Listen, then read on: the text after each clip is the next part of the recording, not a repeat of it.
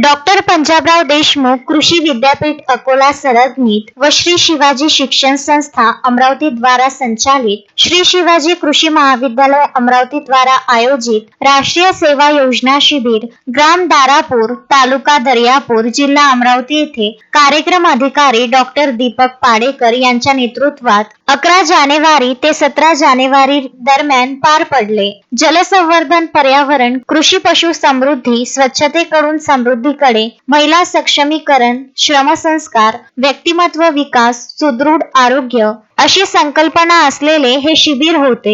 महिला मेळावा, बौद्धिक सत्र, पथनाट्य सादरीकरण, ग्रामदिंडीद्वारे सामाजिक कार्य तसेच मार्गदर्शन करण्यात आले। अमरावती जिल्हा हा स्वच्छतेचा संदेश देणारे समाजसुधारक वैराग्य मूर्ती संत गाडगे महाराज, राष्ट्रसंत तुकडोजी महाराज व शिक्षण महर्षी डॉक्टर पंजाबराव देशमुख यांची भूमी आहे। याच गोष्टींचा आदर्श घेता बुधवार 15 जानेवारी रोजी ग्रामसफाई करण्यात आली होती।